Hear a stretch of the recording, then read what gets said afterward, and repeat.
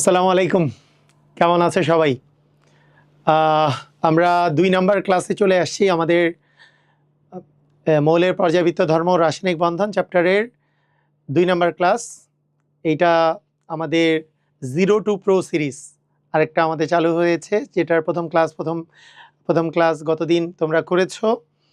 আমরা আবার বলবো যে আমি এই ক্লাসগুলো সঠিক সিকোয়েন্সে নিব, যাতে করে তোমাদের এই চ্যাপ্টার সম্পর্কে কোনো প্রকারের ভীতি কাজ না করে। একেবারে যেই সিকোয়েন্সে পড়লে তোমার পড়াটা অনেক ইজি হবে, সেই সিকোয়েন্সে আমি তোমাদেরকে পড়াবো। সবাই যদি রেডি হয়ে থাকো, রেডি কথাটা বলে দাও, আমরা শুরু করে দিতে পারি। একটু আমাকে বলো সবাই রেডি কিনা।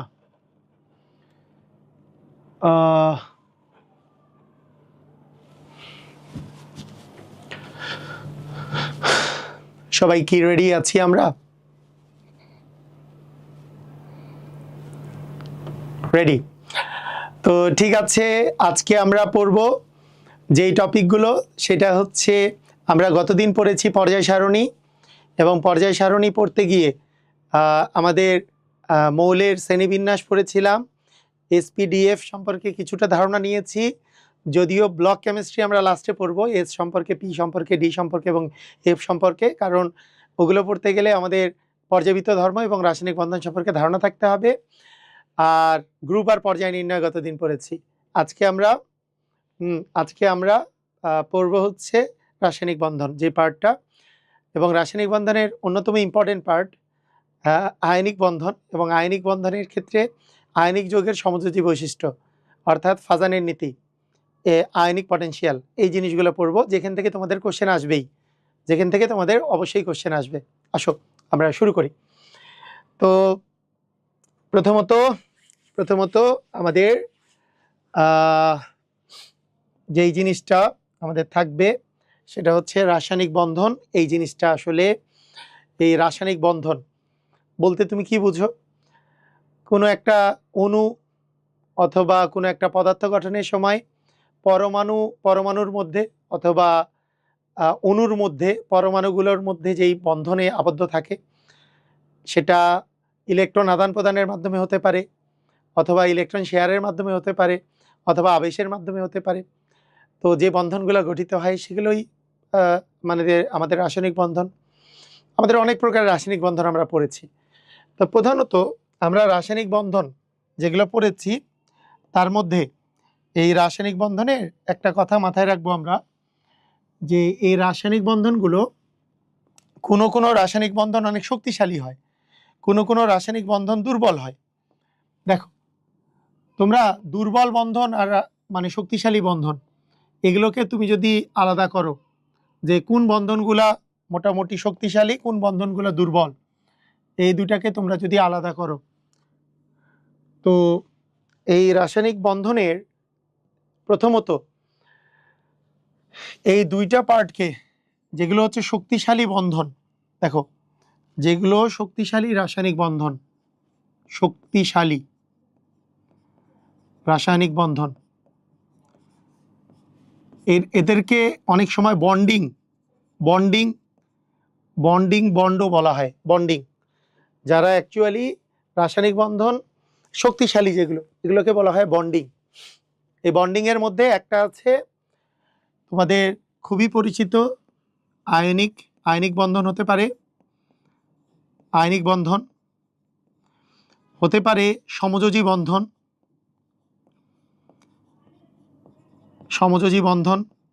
হতে পারে, সন্নিবেশ সমযোজী বন্ধন বা সন্নিবেশ বন্ধন হতে পারে, ধাতব বন্ধন। এগুলো তুলনামূলক বেশি শক্তিশালী, যেগুলো শক্তিশালী বন্ধন, আয়নিক বন্ধন, সমযোজী বন্ধন, তারপরে সন্নিবেশ বন্ধন, ধাতব বন্ধন, এগুলো তুলনামূলক শক্তিশালী। যেমন আয়নিক বন্ধন, সমযোজী বন্ধন, এগুলো কিন্তু সবগুলোই শক্তিশালী বন্ধন। তার দুর্বল বন্ধনের মধ্যে কারা থাকে? দুর্বল বন্ধনের মধ্যে যেগুলো থাকে, তার মধ্যে অন্যতম দুর্বল বন্ধন আছে ভ্যান ডার ওয়ালস বন্ধন।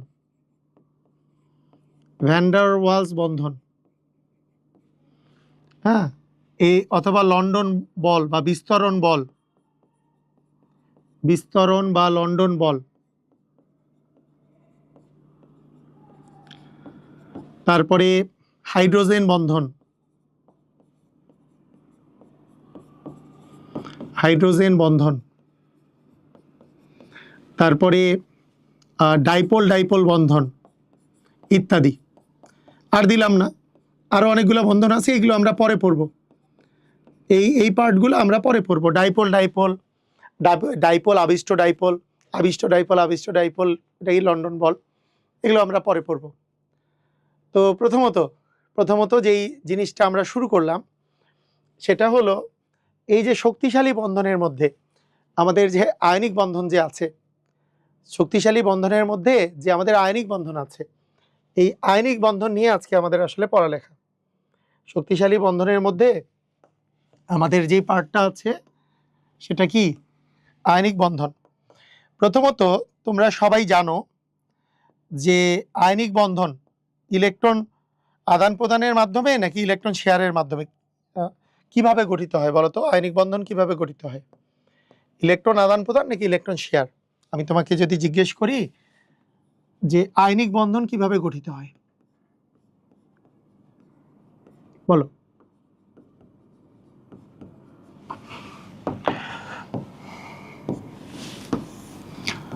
আয়নিক বন্ধন কিভাবে গঠিত হয়? আয়নিক বন্ধন গঠিত হওয়ার সিস্টেম হচ্ছে ইলেকট্রন কি শেয়ার না আদান প্রদান? ইলেকট্রন আদান প্রদান। এখানে ধাতু আর অধাতুর মধ্যে বন্ধন হয়। আমরা জানি ধাতু আর অধাতুর মধ্যে যে বন্ধন, ধাতুগুলো ইলেকট্রন ত্যাগ করে আর অধাতু ইলেকট্রন গ্রহণ করে, তাহলে ইলেকট্রন আদান প্রদানের মাধ্যমে এই বন্ধনটা গঠিত হয়, তাই না? ইলেকট্রন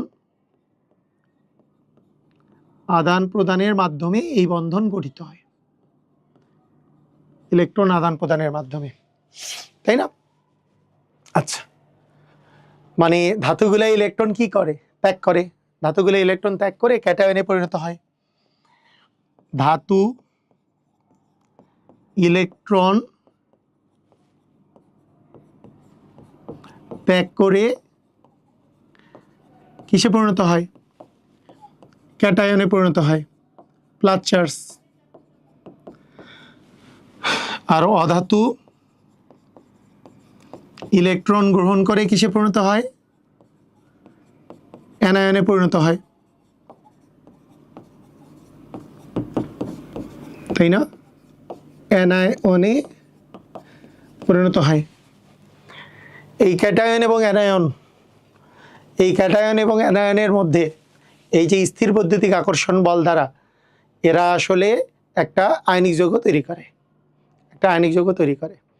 যেমন সোডিয়াম একটা ইলেকট্রন ত্যাগ করে সোডিয়াম প্লাসে পরিণত হয়, ক্লোরিন ওই ইলেকট্রন গ্রহণ করে ক্লোরিন মাইনাসে পরিণত হয়। এটা ক্লাস 9 10-এ পড়ছো।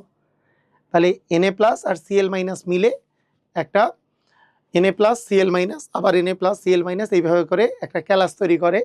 এইটা এইভাবে করে আয়নিক যৌগ গঠিত হয়, তাই না? এটা বুঝছো তো? এটা তো তুমি জানো যে একটা আয়নিক যৌগ যে তৈরি হয়, একটা থাকে Na প্লাস, এই যে সোডিয়াম একটা ইলেকট্রন ত্যাগ করে Na প্লাস তৈরি করে, আবার কি ক্লোরিন একটা ইলেকট্রন গ্রহণ করে Cl মাইনাস পরিণত করে। এরকম করে ক্যালাস আকারে থাকে, Na plus Cl minus, Na plus Cl minus, এরকম করে করে থাকে। তো এইভাবে আয়নিক যৌগ গঠিত হয়। এখন এই যে আয়নিক যৌগগুলো যে গঠিত হইল, তোমরা কি জানো কোনো একটা আয়নিক যৌগগুলো যখন গঠিত হয় আয়নিক যৌগের বৈশিষ্ট্য কি? আয়নিক যৌগের বৈশিষ্ট্য কি? হ্যাঁ, কোনো একটা আয়নিক যৌগের বৈশিষ্ট্য কি? এদের গলনাঙ্ক কেমন হয়, স্ফুটনাঙ্ক কেমন হয়, এটা সম্পর্কে আমাদের ধারণা আছে কিনা? অ্যান্সার হচ্ছে আয়নিক যৌগগুলার, আয়নিক যৌগের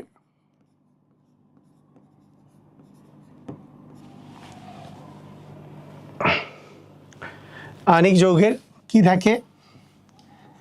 উচ্চ গলনাঙ্ক থাকে, উচ্চ গলনাঙ্ক। এদের গলনাঙ্ক বা মেল্টিং পয়েন্ট অনেক বেশি থাকে। গলনাঙ্কের ইংরেজি হচ্ছে মেল্টিং পয়েন্ট। এদের উচ্চ স্ফুটনাঙ্ক থাকে, মানে স্ফুটনাঙ্কের ইংরেজি কি?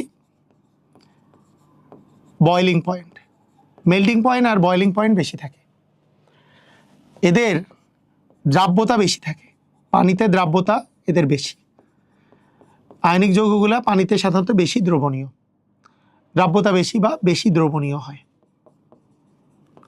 অর্থাৎ পানিতে বেশি দ্রবণীয় হয়। আয়নিক যৌগগুলার সাধারণত তাপ পরিবাহী হয়, তাপ পরিবাহী হয়, তাপ পরিবাহী হয়। আয়নিক যৌগগুলা বিদ্যুৎ পরিবাহী হয়, বিদ্যুৎ পরিবাহী হয়। আয়নিক যৌগগুলা অধিক তাপমাত্রায় বিয়োজিত হয়, মানে এদের তাপমাত্রা বেশি লাগে, অধিক তাপমাত্রায় বিয়োজিত হয়। এদের বিয়োজিত হতে বিয়োজন তাপমাত্রা বেশি লাগে, এদের বিয়োজন তাপমাত্রা বেশি, মানে এরা সহজে বিয়োজিত হতে চায় না, তাই বিয়োজন তাপমাত্রা বেশি, বিয়োজন তাপমাত্রা এদের বেশি থাকে। এরা কম পরিমাণে রঙিন হয়, কম রঙিন হয়। এদের বৈশিষ্ট্যের মধ্যে আরেকটা হচ্ছে কম পরিমাণে রঙিন হয়। তাহলে আয়নিক যৌগের উচ্চ গলনাঙ্ক থাকে, উচ্চ স্ফুটনাঙ্ক থাকে, গলনাঙ্ক বেশি, স্ফুটনাঙ্ক বেশি, তারপরে দ্রাব্যতা বেশি, তাপ পরিবাহী, বিদ্যুৎ পরিবাহী, তারপরে অধিক তাপমাত্রায় বিয়োজিত হয়, মানে সহজে বিয়োজিত হতে চায় না, বেশি তাপমাত্রা দিলে বিয়োজিত হয়, বিয়োজন তাপমাত্রা বেশি থাকে, কম রঙিন হয়, এটা কম রঙিন হয়, বুঝছো? এখন এখন আমরা এই যে আয়নিক বন্ধন, এই আয়নিক যৌগের যে কথা আমরা বলতেছি, আয়নিক যৌগের যে আমরা কথা বলছি, আয়নিক যৌগের মধ্যে একটা জিনিস আছে, আয়নিক যৌগের মধ্যে একটা ইম্পর্টেন্ট জিনিস হচ্ছে আয়নিক যৌগগুলা কোন সময়, মানে সকল কোনটার আয়নিক বৈশিষ্ট্য বেশি হয়, কিন্তু কিছু কিছু আয়নিক যৌগ আছে যে আয়নিক যৌগগুলার একটা বৈশিষ্ট্যের কারণে সেই আয়নিক যৌগগুলা সমযোজী বৈশিষ্ট্য লাভ করে। তাহলে আমরা এখন পড়ব কোনটার আয়নিক যৌগের আয়নিক বৈশিষ্ট্য বেশি, আর আয়নিক বৈশিষ্ট্য বেশি হলে এগুলো বেশি হবে, আর কোন আয়নিক যৌগের আয়নিক বৈশিষ্ট্য কম। আয়নিক যৌগের আমরা এবার পড়ব সমযোজী বৈশিষ্ট্য, মানে যৌগটা আয়নিক, মানে ধাতু আর অধাতু দিয়ে তৈরি হবে, কিন্তু কিন্তু বৈশিষ্ট্য লাভ করবে হচ্ছে সমযোজী বৈশিষ্ট্য। বলতো সমযোজী বৈশিষ্ট্য, সমযোজী যৌগের বৈশিষ্ট্য কি? সমযোজী যৌগের বৈশিষ্ট্য হচ্ছে সমযোজী যৌগের ইলেকট্রন শেয়ারের মাধ্যমে তৈরি হয়, ইলেকট্রন শেয়ারের মাধ্যমে সমযোজী যৌগগুলা তৈরি হয়। বুঝছো? বুঝছো? ক্লিয়ার? তো এখন কথা হলো দেখো যে আয়নিক যৌগের বৈশিষ্ট্য যদি এগুলো হয়, সমযোজী যৌগের বৈশিষ্ট্য এটার উল্টা। উল্টা মানে আয়নিক যৌগের চেয়ে সমযোজী যৌগের গলনাঙ্ক স্ফুটনাঙ্ক কম, মানে পানিতে দ্রাব্যতা কম, তারপরে তাপ পরিবাহিতা কম, বিদ্যুৎ পরিবাহিতা কম, তারপরে কম তাপমাত্রায় বিয়োজিত হয়ে যায়, মানে এরা সহজেই বিয়োজিত হয়ে যায়, কম তাপমাত্রায় বিয়োজিত হয়, এবং এরা সাধারণত রঙিন হয়, এরা সাধারণত রঙিন হয়, মানে জাস্ট উল্টা। এখানে যেগুলো বললাম এগুলোর পুরোপুরি উল্টা কাজ করবে হচ্ছে সমযোজী যৌগের বিষয়টা। আয়নিক যৌগের যা যা বললাম সেগুলো হচ্ছে, যেগুলো বৈশিষ্ট্য বললাম সমযোজী যৌগের জাস্ট উল্টা, সমযোজী যৌগের জাস্ট উল্টা। এখন আমরা আয়নিক যৌগের সমযোজী বৈশিষ্ট্য যখন আমরা পড়তে যাব, তখন আমাদেরকে একটা টার্ম পড়তে হবে। এই টার্মটার নাম হচ্ছে পোলার আয়ন। টার্মটার নাম হচ্ছে পোলার আয়ন।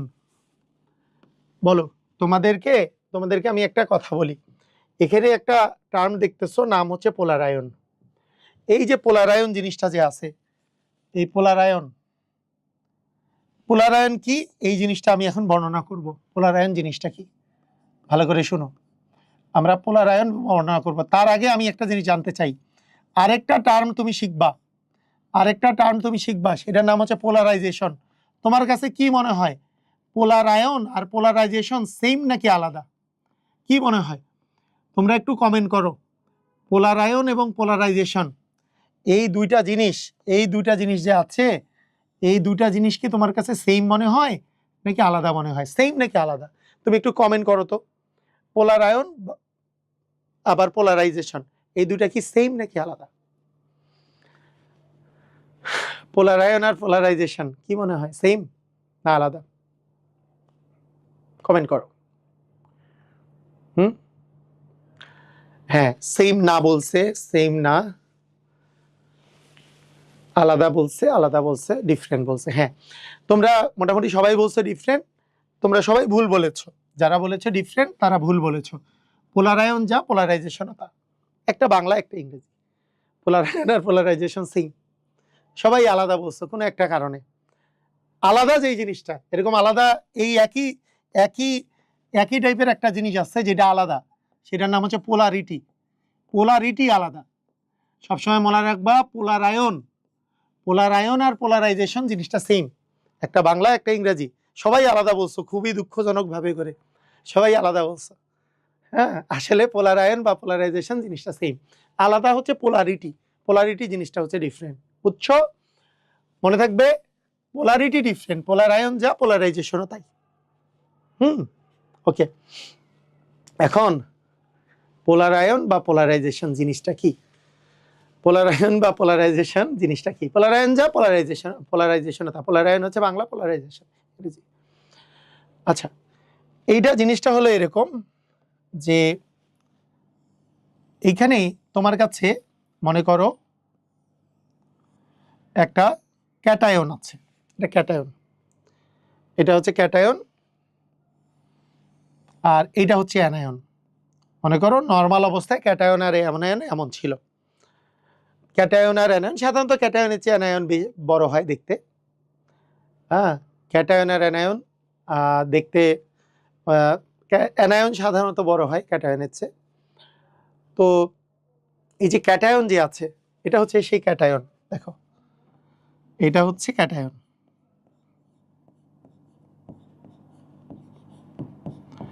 আর এটা হচ্ছে তোমার অ্যানায়ন। এটা হচ্ছে অ্যানায়ন। কি হয় যখন যখন আয়নিক যৌগ তৈরি হয়, আয়নিক যৌগ তৈরির সময় এই ক্যাটায়নের একটা ক্ষমতা, এই ক্যাটায়নের একটা ক্ষমতা থাকে অ্যানায়নের ইলেকট্রন মেঘকে আকর্ষণ করার। এই ক্ষমতাটা ডিপেন্ড করে, এই ক্ষমতাটা কিছু কিছু জিনিসের উপর ডিপেন্ড করে। কি কি ক্ষমতা থাকে? এই যে ক্যাটায়ন যে আছে, এই যে অ্যানায়নের যে ইলেকট্রনগুলো আছে, এই ইলেকট্রন মেঘকে নিজের দিকে আকর্ষণ করার একটা ক্ষমতা থাকে। তো এই ইলেকট্রন মেঘকে নিজের দিকে যে আকর্ষণ করার যে ক্ষমতাটা, এই ক্ষমতাটার পরে এই ইলেকট্রন মেঘগুলোকে নিজের দিকে টেনে নেয়। নিজের দিকে যখন টেনে নেয়, নিজের দিকে যখন টেনে নেয়, অ্যানায়নের বিকৃতি ঘটে, অ্যানায়নের তখন বিকৃতি ঘটে। তো ক্যাটায়ন অ্যানায়নের ইলেকট্রন মেঘ নিজের দিকে টেনে নিচ্ছে, অ্যানায়নের বিকৃতি ঘটতেছে, অ্যানায়নটা ছিল সেটার বিকৃতি ঘটতেছে।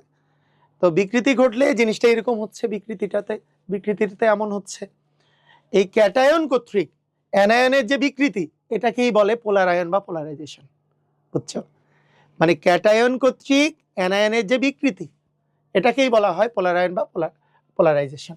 লিখে ফেলি আমরা, ক্যাটায়ন কর্তৃক অ্যানায়নের বিকৃতি, ক্যাটায়ন কর্তৃক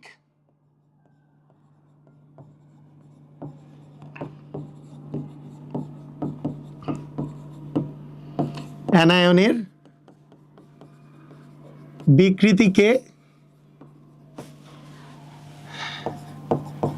পোলারায়ন বা পোলারাইজেশন বলে।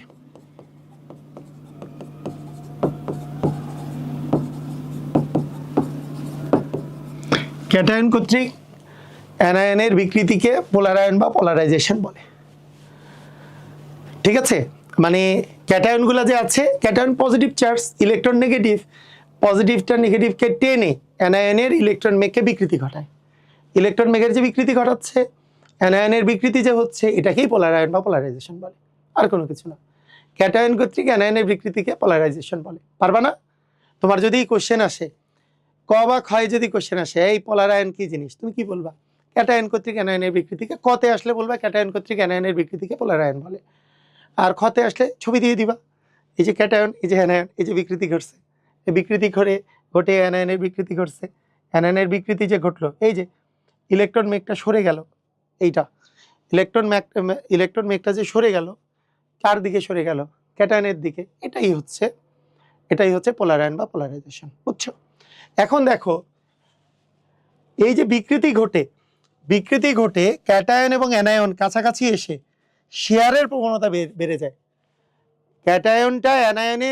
ক্যাটায়নের কাছে অ্যানায়নটা আসার পরে এদের শেয়ারিং টেন্ডেন্সি বেড়ে যায়, কারণ কাছাকাছি আসছে। মানে আগে তো আদান প্রদান করে তৈরি হয়েছিল, কিন্তু কাছাকাছি আসলে এই ইলেকট্রনগুলো নিজেদের মধ্যে শেয়ারিং টেন্ডেন্সি বেড়ে যায়। তাই আমাদের মনে রাখতে হবে, আমাদের এই কথা মনে রাখতে হবে, পোলারায়ন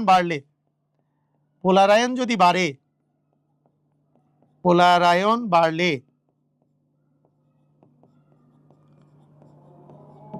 সমযোজী বৈশিষ্ট্য বাড়ে। সমযোজী বৈশিষ্ট্য বাড়ে। ঠিক আছে? পোলারায়ন বাড়লে কেন?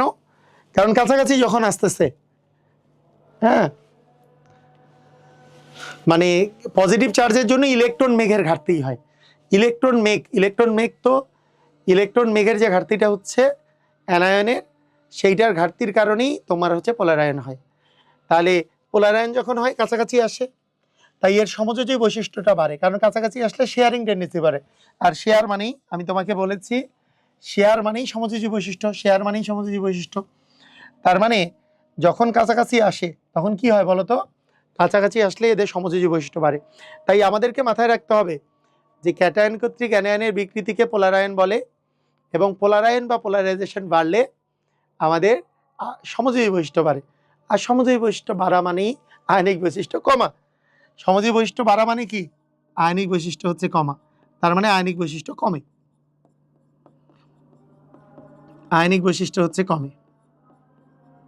ঠিক আছে? এইটা আয়নিক বৈশিষ্ট্য কমে। এখন এই পোলারায়ন কি কারণে বৃদ্ধি পায়?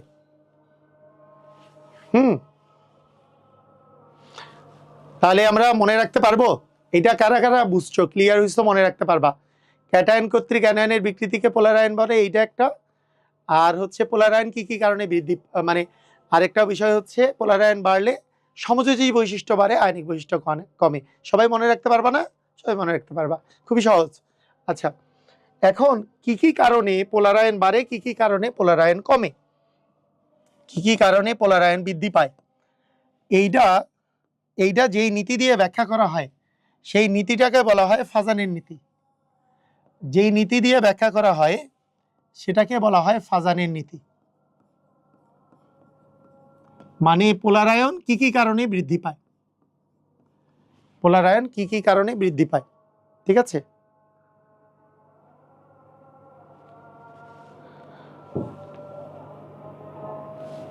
হ্যাঁ, ওকে। এইটা কি কারণে বৃদ্ধি পায়। এখন তোমার কোশ্চেনের অ্যান্সারটা হলো পোলারায়ন বৃদ্ধি পাবে যদি, এটা একটা সহজে মনে রাখার একটা সিস্টেম আছে, আমি বলে দিচ্ছি। বৃদ্ধি পাবে যদি ক্যাটায়নের আকার ছোট হয়। ক্যাটায়নের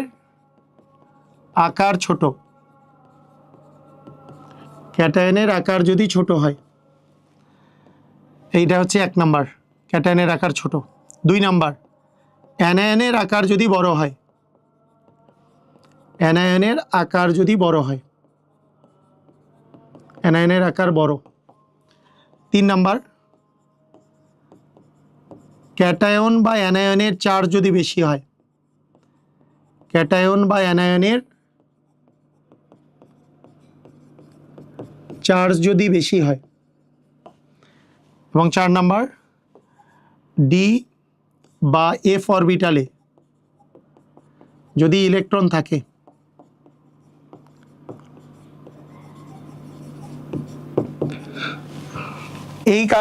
এগুলো কারণে পোলারায়ন বৃদ্ধি পায়। কি কারণে বৃদ্ধি পায়? ক্যাটায়নের আকার ছোট, অ্যানায়নের আকার বড়, ক্যাটায়ন অ্যানায়নের চার্জ বেশি, এবং ডি বা এফ অরবিটালে যদি ইলেকট্রন বেশি থাকে, তাহলে পোলারায়ন বৃদ্ধি পাবে। এটাকে বলে ফাজানের নীতি। এটা মনে রাখার একটা সহজ উপায় হলো যে তুমি দেখো এখানে পোলারায়নের সাথে ক্যাটায়নের আকার বাদে বাকি সবাই সমানুপাতিক। মানে পোলারায়ন বৃদ্ধি পাবে যদি অ্যানায়নের আকার বড় হয়, ক্যাটায়নের চার্জ বাড়ে, অ্যানায়নের চার্জ বাড়ে, ডি বা এফ অরবিটালে যদি বেশি ইলেকট্রন থাকে। তাহলে মনে রাখবা সবগুলার সাথে পোলারায়ন সমানুপাতিক, সবগুলার সাথে আমাদের হচ্ছে সমানুপাতিক, সবগুলোর সাথে, শুধুমাত্র ক্যাটায়নের আকারের সাথে ব্যস্তানুপাতিক। তাহলে মনে রাখার সুবিধার জন্য তুমি কি করতে পারো, তুমি মনে রাখতে পারো এইভাবে মনে রাখতে পারো যে পোলারায়নের সাথে সমানুপাতিক কারা কারা আছে, সেগুলোকে তুমি যদি চিন্তা করো সবাই সমানুপাতিক, তুমি বলবা যে পোলারায়নের সাথে সমানুপাতিক আসলে অ্যানায়নের আকার এটা সমানুপাতিক, ঠিক আছে, অ্যানায়নের আকার সমানুপাতিক, ক্যাটায়ন চার্জ সমানুপাতিক, মানে ক্যাটায়নের চার্জ অ্যানায়ন চার্জ সমানুপাতিক, ডি বাই এফ অরবিটালে ইলেকট্রন, এগুলো সব সমানুপাতিক। একমাত্র ব্যস্তানুপাতিক হচ্ছে ক্যাটায়নের আকার বাদে বাকি সবগুলো হচ্ছে সমানুপাতিক। ক্যাটায়নের আকার ব্যস্তানুপাতিক, মানে ক্যাটায়নের আকার বাড়লে পোলারায়ন কমে, ক্যাটায়নের আকার কমলে পোলারায়ন বাড়ে, এটা মনে থাকবে।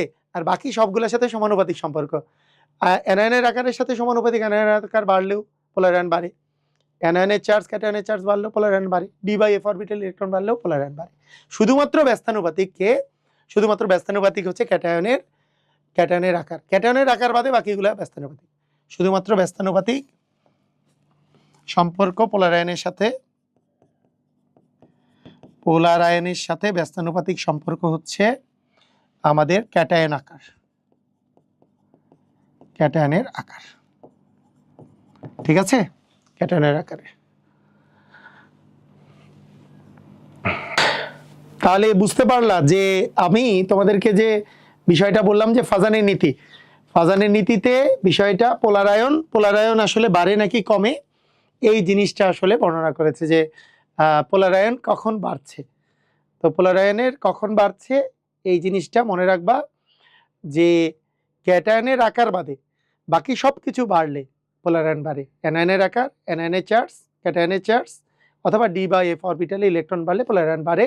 শুধুমাত্র ক্যাটায়নের আকার বাড়লে পোলারায়ন কমে, ক্যাটায়নের আকার কমলে পোলারায়ন বাড়ে, ঠিক আছে। এই তো এখন এই ক্যাটায়নের পোলারায়ন ক্ষমতা তুমি দেখতে পাচ্ছ, ক্যাটায়নের আকার ছোট হলে এবং ক্যাটায়নের চার্জ বেশি হলে পোলারায়নের ক্ষমতা বাড়ে। তার মানে পোলারায়ন ক্ষমতা, তুমি যদি একটা ক্যাটায়নের পোলারায়ন ক্ষমতার কথা চিন্তা করো, এই পোলারায়ন ক্ষমতাটা আমরা এইভাবে করেও বলতে পারি যে একটা ক্যাটায়নের পোলারায়ন ক্ষমতার কথা যদি আমরা বিবেচনা করি, একটা ক্যাটায়নের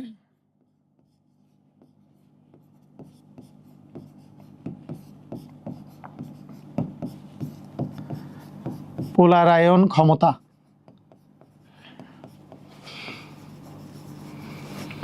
দেখো বলতো এই পোলারায়ন ক্ষমতাটা তোমার কি বাড়লে পোলারায়ন ক্ষমতা বাড়ে? চার্জ বেশি হলে, ক্যাটায়নের চার্জ বেশি হলে পোলারায়ন ক্ষমতা বাড়ে। তাই পোলারায়ন ক্ষমতাকে আমরা অনেক সময় এইভাবে করে লিখি যে ক্যাটায়নের চার্জ এটার সমানুপাতিক, তাই ক্যাটায়নের চার্জটা থাকবে উপরে। আবার আকার, এই ক্যাটায়নের চার্জ থাকবে উপরে। আবার ক্যাটায়নের আকারের যেহেতু ব্যস্তানুপাতিক পোলারায়ন ক্ষমতা, তাই ক্যাটায়নের আকারটা থাকবে নিচে।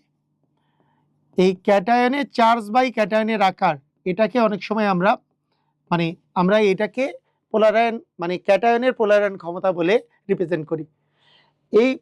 এই ক্যাটায়নের পোলারায়ন ক্ষমতার আরেকটা নাম হচ্ছে আয়নিক পটেনশিয়াল। এটার আরেকটা নাম হচ্ছে আয়নিক পটেনশিয়াল। এটার আরেকটা নাম কি বলো দেখি? Ionic potential. বুঝেছো যে কি বললাম? মানে ব্যাপারটা হচ্ছে একটা ক্যাটায়নের পোলারায়ন ক্ষমতা কখন বাড়ে? ক্যাটায়নের চার্জ যত বেশি হবে, কারণ ক্যাটায়নের চার্জের সাথে তো সমানুপাতিক, শুধুমাত্র আকারের সাথে ব্যস্তানুপাতিক, তাই চার্জ বাই আকার, এটা নিচে দিছি তাহলে ব্যস্তানুপাতিক সম্পর্ক হয়েছে, উপরে দিছি তাই এর সাথে সমানুপাতিক সম্পর্ক হয়েছে। তো এই জিনিসটা আমরা মনে রাখবো যে কোনো একটা ক্যাটায়নের ক্ষমতা, পোলারায়ন ক্ষমতা বলতে অ্যাকচুয়ালি বোঝায় ক্যাটায়নের চার্জ বাই ক্যাটায়নের আকার, এই জিনিসটাকে। বুঝতে পারছো? ক্লিয়ার? তো আমাদের এখন আমরা এক এক করে এই জিনিসগুলো একটু আমরা আলোচনা করি, যে আলোচনা করার পরে আমরা চলে যাব কোশ্চেনে, যে কোশ্চেনগুলা কিভাবে করে আসবে এবং অ্যান্সার আমরা কিভাবে দিব, এমসিকিউ এ কিভাবে আসবে, ক্রিয়েটিভে কিভাবে আসবে, সেগুলো আমরা দেখব। আমি তোমাদেরকে আগে দেখাই দিই যে আমরা এই যে এখানে কিন্তু বিভিন্ন বোর্ডে আসা কোশ্চেনগুলা নিয়ে বিবেচনা করব। এরপরে দেখো এই যে ক্রিয়েটিভে কিভাবে আসছে সেগুলোও কিন্তু আমরা দেখব। বুঝতে পেরেছো? তো আগে আমরা বর্ণনা করা শুরু করি, তারপরে তুমি দেখবা সব পারতেছো, সব নিজে নিজেই পারবা। আচ্ছা, ঠিক আছে। তো প্রথমত আমরা আরেকবার একটু রিভিশন দেই যে পোলারায়ন বাড়লে, তোমরা আমাকে বলো তো যে পোলারায়ন বাড়লে, এটা আগে বলো, পোলারায়ন এইটা বাড়লে সমযোজী বৈশিষ্ট্য বাড়ে নাকি কমে, আয়নিক বৈশিষ্ট্য বাড়ে নাকি কমে, এইটা ঠিক আছে। পোলারায়ন বাড়লে প্রথম জিনিসটা হচ্ছে, পোলারায়ন বাড়লে আমাদের সমযোজী বৈশিষ্ট্য বাড়ে, তাই না? এইটার ইফেক্ট ছিল এরকম, পোলারায়ন যদি বাড়ে তাহলে সমযোজী বৈশিষ্ট্য বাড়ে। পোলারায়ন বাড়লে আমরা তো এটাই পড়েছি, ক্যাটায়ন কর্তৃক অ্যানায়নের বিকৃতিকে পোলারায়ন বলে এবং পোলারায়ন বাড়লে সমযোজী বৈশিষ্ট্য বাড়ে। পোলারায়ন কখন বাড়ে এইটাও আমরা পড়েছি কয়েকটা জিনিসে, এটা একটু আমি সামারি করতেছি। পোলারায়ন বাড়ে হচ্ছে এটা সমানুপাতিক সম্পর্ক ক্যাটায়নের অ্যানায়নের আকার, অ্যানায়ন আকার, ক্যাটায়ন চার্জ, অ্যানায়ন চার্জ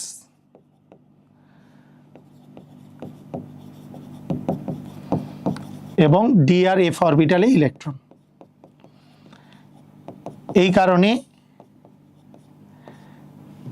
কারণে হচ্ছে পোলারায়ন বাড়ে, আর এর ব্যস্তানুপাতিক সম্পর্ক হচ্ছে পোলারায়নের সাথে ক্যাটায়নের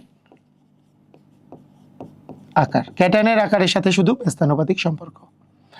এখন এই সমযোজী বৈশিষ্ট্য যে বাড়ে, এই সমযোজী বৈশিষ্ট্য বাড়া মানে আয়নিক বৈশিষ্ট্য কমে। এইটার ইফেক্ট কি হয়? যখন পোলারায়ন বাড়লে সমযোজী বৈশিষ্ট্য যেহেতু বাড়ে, তাই গলনাঙ্ক স্ফুটনাঙ্ক কি হয়?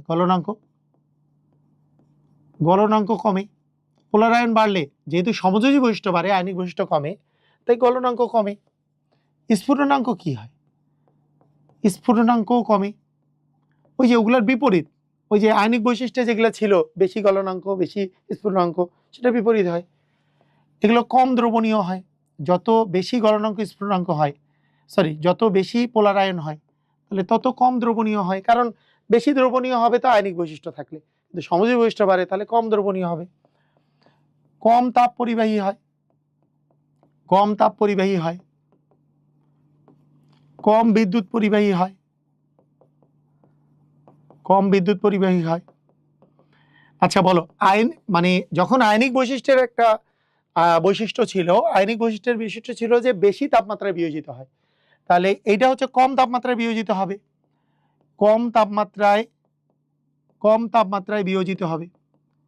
এইটা কম তাপমাত্রায় বিয়োজিত হবে, মানে বিয়োজন তাপমাত্রা কম থাকবে, অ্যাকচুয়ালি বিয়োজন তাপমাত্রা কম হবে,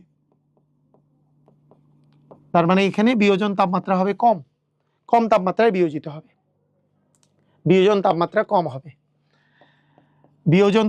হবে। আর আরেকটা জিনিস বলেছিলাম, আয়নিক যৌগের সাধারণত কম রঙিন হয়, আর সমযোজী যৌগগুলার পোলারায়ন বেশি হয় এবং এইটা বেশি রঙিন হয়, অপেক্ষাকৃত রঙিন হবে, যৌগগুলা রঙিন হবে। এই হচ্ছে বৈশিষ্ট্যগুলা লাভ করবে। কি বৈশিষ্ট্যগুলা লাভ করবে বলতো? যদি পোলারায়ন বাড়ে তাদের গলনাঙ্ক কম হবে, কারণ আয়নিক বৈশিষ্ট্য তো কমতেছে, সমযোজী বৈশিষ্ট্য বাড়তেছে, গলনাঙ্ক কম, স্ফুটনাঙ্ক কম, কম দ্রবণীয়, কম তাপ পরিবাহী, কম বিদ্যুৎ পরিবাহী, হ্যাঁ, তারপরে কম তাপমাত্রায় বিয়োজিত হবে, কারণ সমযোজী যৌগগুলো কম তাপমাত্রায় বিয়োজিত হয়, আয়নিক যৌগগুলো বেশি তাপমাত্রায় বিয়োজিত হয়। তারপরে তোমার রঙিন হবে, এই যৌগগুলা তুলনামূলক রঙিন হবে, বুঝছো? তো এই জিনিসগুলো আমাদের আসলে হবে, এই জিনিসগুলো আসলে হবে।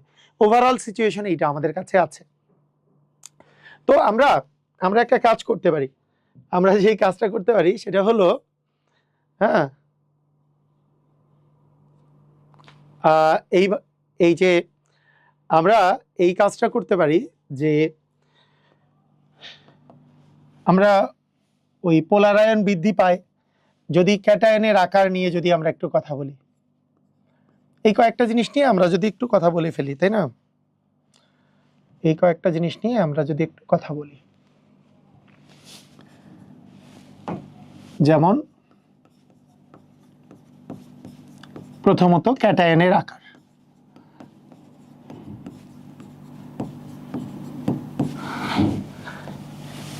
তো ক্যাটায়নের আকার আমরা জানি ক্যাটায়নের আকারের সাথে ব্যস্তানুপাতিক, এই কথা হচ্ছে ক্যাটায়নের আকার বাদে বাকিগুলোর সাথে সমানুপাতিক। তো আমরা জানি ক্যাটায়নের আকার ছোট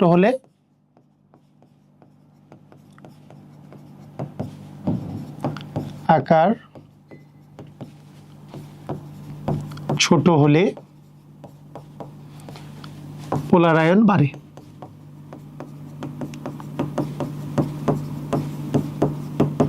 কারণ পোলারায়নের সাথে ক্যাটায়নের আকার হচ্ছে ব্যস্তানুপাতিক সম্পর্ক, একটা বাড়লে আরেকটা কমবে, একটা বাড়লে আরেকটা কি কমবে।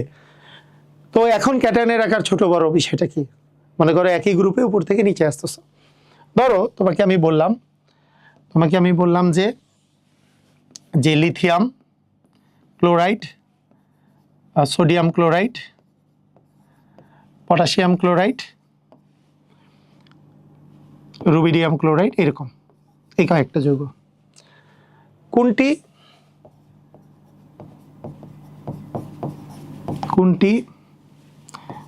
অধিক আয়নিক, কোনটার আয়নিক বৈশিষ্ট্য বেশি? তো তুমি যেই জিনিসটা চিন্তা করবা সব সময় এগুলোর অ্যান্সার দেওয়ার ক্ষেত্রে, তোমার প্রথমত চিন্তা হবে যে একটা জিনিস কনস্ট্যান্ট থাকবে। প্রথমত নর্মালি তোমার একটা জিনিস কনস্ট্যান্ট থাকে মানে ক্যাটায়ন বা অ্যানায়নের মতো একটা কনস্ট্যান্ট থাকে। দেখো এখানে ক্লোরাইড আয়ন, সব জায়গায়ই ক্লোরাইড আয়ন আছে, এটা হচ্ছে কনস্ট্যান্ট। যে ক্লোরাইড আয়নটা সব জায়গাতেই কনস্ট্যান্ট আছে, তার মানে এই জায়গায় এইখানেও ক্লোরাইড, এখানেও ক্লোরাইড, এখানেও ক্লোরাইড, দুটাই ভিন্ন থাকতে পারে, ভিন্ন হলে কি হবে সেটা বলছি, দুটাই ভিন্ন থাকলে কি হবে সেটা বলছি। তো এগুলো কনস্ট্যান্ট থাকতেছে, তার মানে অ্যানায়নটা কনস্ট্যান্ট, তার মানে আমরা এবার ক্যাটায়ন নিয়ে চিন্তা করব, যেটা কনস্ট্যান্ট তাকে নিয়ে চিন্তা করা বাদ দিব। তার মানে এবার আমরা ক্যাটায়ন নিয়ে চিন্তা করব, যেটা কনস্ট্যান্ট আছে মানে সব জায়গায় সেম আছে, সেটাকে বাদ দিয়ে অ্যানায়ন নিয়ে আমরা চিন্তা করব। সরি, অ্যানায়নটা যদি সেম আছে, ক্যাটায়ন নিয়ে আমরা চিন্তা করব। এখন ক্যাটায়নের ক্ষেত্রে দেখো, ক্যাটায়নের মধ্যে এটা আছে লিথিয়াম, এটা আছে সোডিয়াম, এটা পটাশিয়াম, এটা রুবিডিয়াম। তো এখানে ক্যাটায়নের আকার আমরা যদি বলি, ক্যাটায়নের আকার একই গ্রুপে উপর থেকে নিচে আসলে মানে আকার তো হচ্ছে বৃদ্ধি পায়। তো লিথিয়াম তো উপরে, লিথিয়াম কোথায় আছে? লিথিয়াম আছে উপরে, তারপরে কে আছে? সোডিয়াম, তারপরে কে আছে? পটাশিয়াম, তারপরে কে আছে? রুবিডিয়াম। তার মানে উপর থেকে নিচে আসতেছ, এর আকারটা কি হচ্ছে? বাড়ছে, আকার বাড়ছে, ক্যাটায়ন এর আকার বাড়ছে, উপর থেকে নিচে আসতেছ। তুমি মাথার মধ্যে রাখবা কি, উপর থেকে নিচে আসলে আমাদের আকার বাড়ে, কার আকার? ক্যাটায়নের আকার। আর এর সাথে পোলারায়নের সম্পর্ক কি? এর সাথে পোলার আয়নের সম্পর্ক হচ্ছে ব্যস্তানুপাতিক সম্পর্ক। ক্যাটায়নের আকারের সাথে ব্যস্তানুপাতিক, বাকি সবগুলোর সাথে সমানুপাতিক। তার মানে আমরা যদি বলি ক্যাটায়নের আকার বৃদ্ধি পেলে ক্যাটায়নের আকার ছোট হলে পোলার আয়ন বাড়ে, তার মানে এর আকার ছোট, তার মানে এর পোলার আয়ন বেশি। তাই পোলার আয়ন ক্ষমতা যদি আমরা বলি, ক্যাটায়নের আকার সাথে যেহেতু ব্যস্তানুপাতিক, তাই পোলার আয়নের ক্ষমতা যদি আমরা বলি ক্ষমতা, তাহলে যেটা আকারে ছোট সেটার পোলার আয়ন ক্ষমতাটা বেশি। তাহলে পোলার আয়ন ক্ষমতা আসলে আমাদের বেশি এটা। আর যেটাতে পোলার আয়ন ক্ষমতা বেশি সেইটার সমযোজী বৈশিষ্ট্য বেশি, সেটার সমযোজী বৈশিষ্ট্য বেশি। মানে তোমাকে যদি বলা হয় অধিক সমযোজী কোনটা, এটা হচ্ছে LiCl, কারণ যার পোলার আয়ন ক্ষমতা বেশি পোলার আয়ন বাড়লে সমযোজী বৈশিষ্ট্য বাড়ে, আয়নিক বৈশিষ্ট্য কমে। তার মানে আমি সমযোজী বৈশিষ্ট্যের পোলার আয়ন থেকে যেতে পারবো আমরা সমযোজী বৈশিষ্ট্য।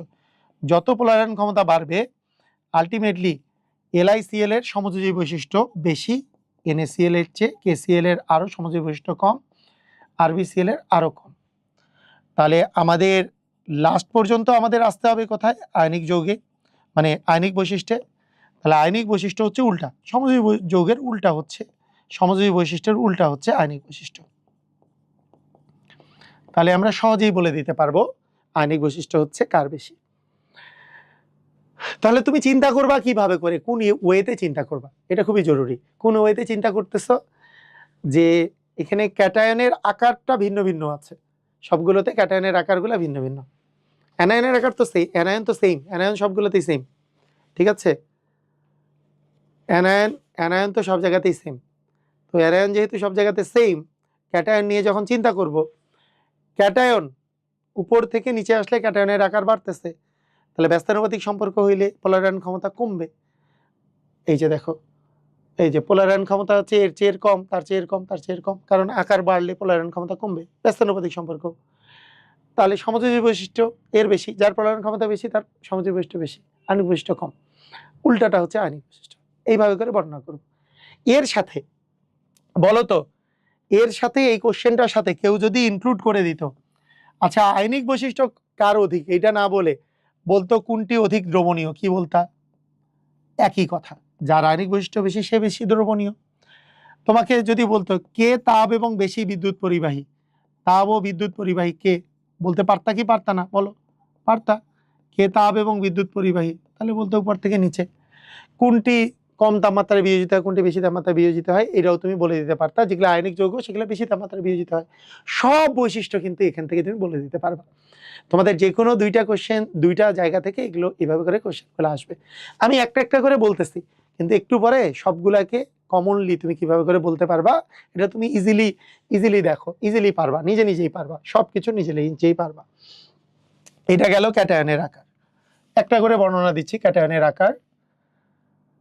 এবার হচ্ছে অ্যানায়নের আকার। আর যা যা আছে এগুলোর সাথে পোলার আয়ন হচ্ছে সমানুপাতিক। অ্যানায়নের আকার বাড়লে পোলার আয়ন বাড়ে। অ্যানায়নের আকার, তাই না? মানে পোলার আয়ন সমানুপাতিক হচ্ছে অ্যানায়নের আকার, আর বাকি সবগুলো সমানুপাতিক, শুধু ক্যাটায়নের আকারই ব্যস্তানুপাতিক ছিল। তো এই ক্ষেত্রেও তোমাকে বিভিন্ন টাইপের অ্যানায়ন আমি দিয়ে দিতে পারি। ধরো তোমাকে আমি বললাম NaF, NaCl, তারপরে NaBr, NaI,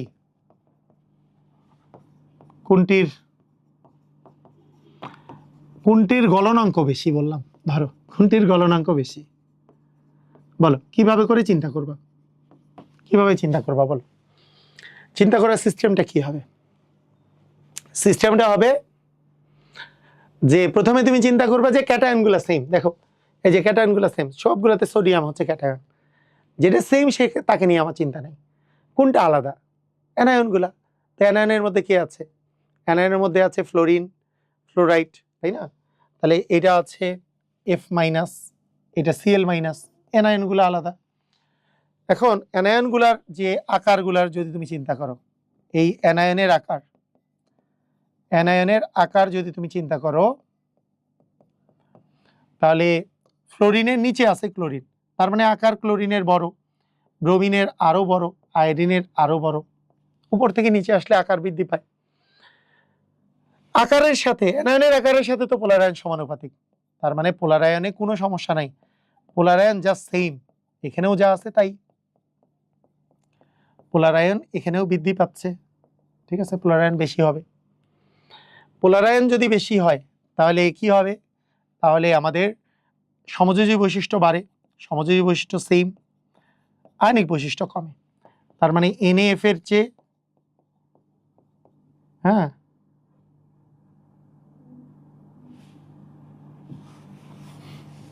আকার বাড়লে সমযোজী বৈশিষ্ট্য বাড়বে।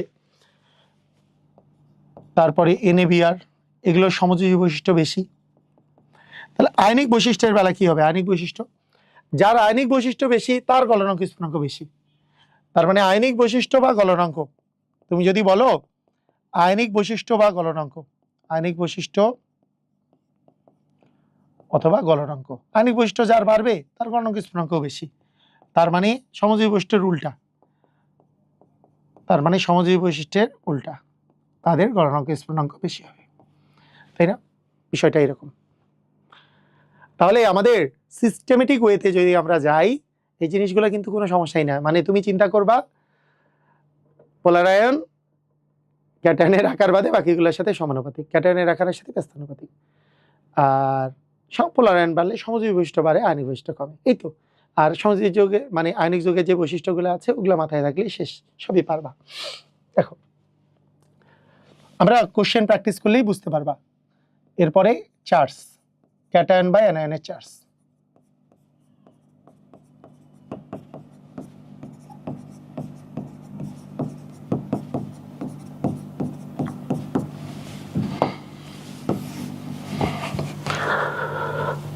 তো পোলার আয়নের সাথে এই চার্জও কি সমানুপাতিক, পোলার আয়ন চার্জের সাথে বাড়ে, পোলার আয়ন সমানুপাতিক হচ্ছে চার্জ, চার্জ বাড়লে পোলার আয়ন বাড়বে। যেমন তোমার এক্সাম্পল যদি এমন হয়, ধরো NaCl, তারপরে MgCl2 আর AlCl3,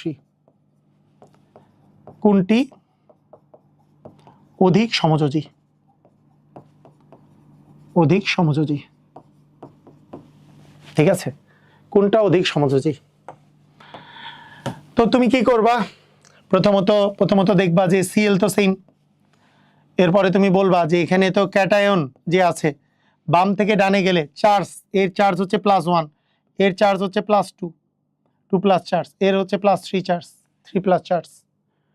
তার মানে এখানে ক্যাটায়ন চার্জগুলো ভিন্ন ভিন্ন। ক্যাটায়নের চার্জ যদি আমরা দেখি, Na+ এর চার্জ 1, এর চেয়ে Mg2+ এর চার্জ বেশি, AlCl3 Al এর চার্জ আরও বেশি। ক্যাটায়নের চার্জ যত বাড়ে পোলার আয়ন বাড়ে নাকি কমে, পোলার আয়ন বাড়ে না কমে? অ্যান্সার হচ্ছে চার্জের সাথে সমানুপাতিক, তার মানে পোলার আয়নটাও এর সাথে সমানুপাতিক, যেহেতু এটা বাড়বে। আর পোলার আয়ন বাড়লে সমযোজী বৈশিষ্ট্য বাড়ে না কমে? অ্যান্সার হচ্ছে পোলার আয়নের সাথে সমযোজী বৈশিষ্ট্য সমানুপাতিক, যার পোলার আয়ন বেশি সে বেশি সমযোজী বৈশিষ্ট্য সম্পন্ন। তাহলে NaCl এর চেয়ে MgCl2 বেশি সমযোজী বৈশিষ্ট্য, AlCl3 আরও বেশি সমযোজী বৈশিষ্ট্য সম্পন্ন। তার মানে তোমাকে কেউ যদি বলতো কার গলনাঙ্ক স্ফুটনাঙ্ক বেশি, যার আয়নিক বৈশিষ্ট্য বেশি, সমযোজী বৈশিষ্ট্য যার বেশি তার আয়নিক বৈশিষ্ট্য কম, তার মানে এখানে গলনাঙ্ক স্ফুটনাঙ্ক সবচেয়ে কম এটার। এটা কি বুঝেছো? ক্লিয়ার? বলো বলো, বুঝছো কিনা, পারবা কিনা, সবাই ক্লিয়ার কিনা তো আমাকে বলো।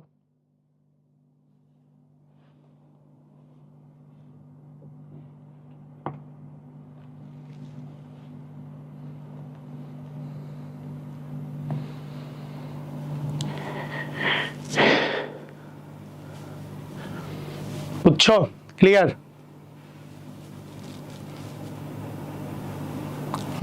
ক্লিয়ার।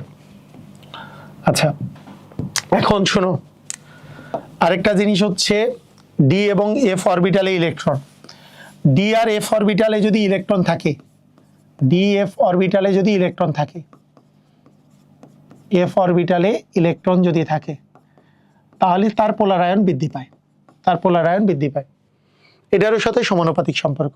যেমন প্রায় সেম চার্জ এবং প্রায় কাছাকাছি আকার বিশিষ্ট দুইটা মনে করো ক্যাটায়ন আছে, Na প্লাস আর এই যে এইখানে হচ্ছে Na প্লাস প্লাস 1 চার্জ, এটাও Cu প্লাস, এটাও প্লাস 1 চার্জ, NaCl আর CuCl। এই দুইটার মধ্যে তুমি দেখো এই দুইটার এখানে আছে Na প্লাস, Na প্লাসের যদি তুমি ইলেকট্রন বিন্যাস করো তাহলে তুমি পাবা 1s2 2s2 2p6, কারণ Na প্লাসের তো n এর তো হচ্ছে 11, তাহলে এটা হবে 10। আর কপার প্লাসের যদি তুমি করো, কপারের 29 যখন ছিল তাহলে 1s2 ছিল, 2s2 2p6, 3s2 3p6, আর হচ্ছে 3d10 ছিল এবং 4s1 ছিল, যেহেতু প্লাস 1 আছে তাহলে 3d10। তো এইখানে Na প্লাস আর Cu প্লাস এই দুটার মধ্যে কপারে দেখো ডি অরবিটালে ইলেকট্রন আছে, এই ডি অরবিটালে যদি d10 যদি থাকে আর এখানে p6 লাস্টে আছে, এই d10 সম্বলিত যে ক্যাটায়নগুলো আছে এদের পোলারায়ন বেশি, এদের পোলারায়ন বেশি। আমি কি বলছি, যদি ডি বাই এফ অরবিটালে ইলেকট্রন থাকে, যদি ডিতে 10 থাকে, বিশেষ করে এটাকে অ্যাকচুয়ালি বলে, এটা তোমাদের বইয়ে এই কথাটা লেখা নাই, এটাকে বলে PNGC, pseudo noble gas configuration.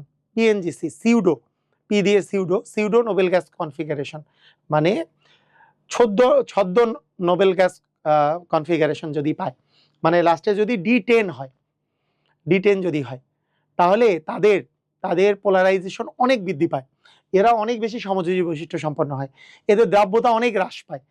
NaCl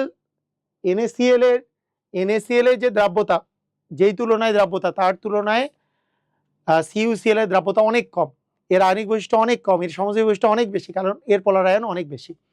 তাহলে আমরা মনে রাখবো পোলারায়নটা, এই যে পোলারায়নের কথা যে বললাম, এই পোলারায়নটা যে ডি অরবিটালে ইলেকট্রন থাকলে, ডি অরবিটালে যদি ইলেকট্রন থাকে, পিএনজিসি মানে হচ্ছে এই যে ডিতে যদি 10 থাকে সেটাকে পিএনজিসি বলে, সিউডো নোবেল গ্যাস কনফিগারেশন বলে, বুঝছো?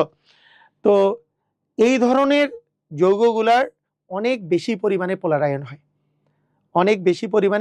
হয়, বুঝছো? তাহলে আমরা মনে রাখবো যে ডিতে ইলেকট্রন থাকলে বা এফ অরবিটালে ইলেকট্রন থাকলে, যদি একটা ক্যাটায়নের ডি বা এফ এ ইলেকট্রন থাকে, তাহলে সেই ক্ষেত্রে যেই রকমের পোলারায়ন হবে, পি বা এস এ যদি ইলেকট্রন থাকে ক্যাটায়নে শেষ পর্যন্ত, ডি বা এফ এ যদি না থাকে, তার চেয়ে ডি বা এফ এ থাকলে বেশি পরিমাণে পোলারায়ন হবে, এটা মনে রাখবা, বুঝছো? ডি ব্লক এলিমেন্টগুলোর পোলারায়ন বেশি। ওকে, তাহলে এটা মনে রাখবা, এরা বেশি সমযোজী বৈশিষ্ট্য সম্পন্ন, অধিক সমযোজী বৈশিষ্ট্য সম্পন্ন হয়, তাই এদের গলনাঙ্ক কম হয়, স্ফুটনাঙ্ক কম হয়, দ্রাব্যতা কম হয়, বুঝছো? তো ঠিক আছে, এই হলো কাহিনী। এখন তোমাদের আমরা অনেকগুলো কোশ্চেনের অ্যান্সার করব এবং তার সাথে আমি কিছু কোশ্চেনও তোমাদেরকে দিব, দেখি তোমরা পারো কিনা। তো আসো আমরা আগে কোশ্চেন কিছু করি, তোমরা আমাকে বলো, তোমরা এই যে তোমাদেরকে যা পড়ালাম এটা থেকে তোমরা দেখবা তোমাদের হাজারি স্যারের বই, কবির স্যারের বই বা গুহ স্যারের বই, অথবা যে কোনো বই, তোমার কাছে লিঙ্গন স্যারের বই, যে বই আছে না কেন, তুমি দেখবা ম্যাক্সিমাম কোশ্চেনে তুমি অ্যান্সার দিতে পারবা। এর চেয়ে এর গলনাঙ্ক বেশি কেন, এর চেয়ে এর স্ফুটনাঙ্ক বেশি কেন, এর চেয়ে এর আয়নিক কেন, এর চেয়ে সমযোজী কেন, এইটা এর চেয়ে বেশি পানিতে দ্রবণীয় কেন, এইটা পানিতে কম দ্রবণীয় কেন, সবই অ্যান্সার দিতে পারবা। আমার সাথে আরেকটু প্র্যাকটিস করো, সবই পারবা, সবগুলো পারবা, ঠিক আছে?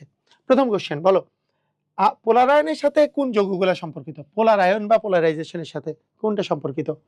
একজন বলছে সমযোজী যৌগ না, এটার অ্যান্সার হবে কি বলতো? এটার অ্যান্সার কি হবে? সমযোজী যৌগ হবে না আয়নিক যৌগ হবে? অ্যান্সার হচ্ছে আয়নিক যৌগ, কারণ এটা হচ্ছে আয়নিক যৌগের সমযোজী বৈশিষ্ট্য। এখানে সমযোজী যৌগের কোনো, দেখো এখানে আমি যত যৌগ লিখছি এগুলো সবগুলাই আয়নিক যৌগ, দেখো এগুলো কি কোনো সমযোজী যৌগ আছে? সব আয়নিক যৌগ, আয়নিক যৌগের সমযোজী বৈশিষ্ট্য, এটা হচ্ছে আয়নিক যৌগের সমযোজী বৈশিষ্ট্য, সমযোজী যৌগ না, এটা হচ্ছে আয়নিক যৌগের কি বৈশিষ্ট্য? আয়নিক যৌগের সমযোজী বৈশিষ্ট্য।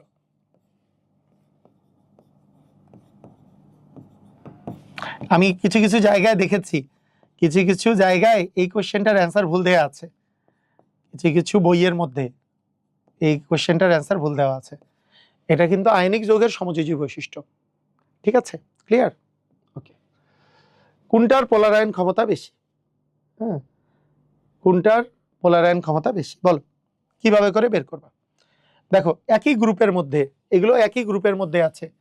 বেরিলিয়াম 2+, আমরা জানি বেরিলিয়াম, ম্যাগনেসিয়াম, ক্যালসিয়াম এবং হচ্ছে বেরিয়াম, এগুলো একই গ্রুপে উপর থেকে নিচে আসছো। দেখো একই গ্রুপে উপর থেকে নিচে আসছো, এদের কি এগুলো কি? এগুলো হচ্ছে ক্যাটায়নের আকার। তাহলে দেখো ক্যাটায়নের আকার উপর থেকে নিচে আসলে বাড়ছে, উপর থেকে যত নিচে আসতেছো বাড়তেছে, তার মানে ক্যাটায়নের আকার সবচেয়ে বেশি এই জায়গায়। আর ক্যাটায়নের আকারের সাথে পোলার আয়ন হচ্ছে ব্যস্তানুপাতিক, তার মানে যার ক্যাটায়নের আকার ছোট সেটার পোলার আয়ন বেশি, যার বড় তার পোলার আয়ন কম। তার মানে আমি বলছি কার বেশি, তাহলে কার ক্যাটায়নের আকার ছোট? উপরেরটা। তাহলে উপরেরটা ছোট, তার মানে এর পোলার আয়ন সবচেয়ে বেশি হবে। পোলার আয়ন বেশি সবচেয়ে কার? পোলার আয়ন সবচেয়ে বেশি কার হবে বলো? পোলার আয়ন সবচেয়ে বেশি কার?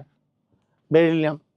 এবং তোমরা দেখবা মানে বেরিলিয়াম ক্লোরাইড, তোমাদেরকে আমি যদি বলি beryllium chloride, magnesium chloride, calcium chloride এবং বেরিয়াম ক্লোরাইড, তুমি দেখতে পাবা আমরা একে সমযোজী যৌগের মধ্যে নিয়ে চলে যাব।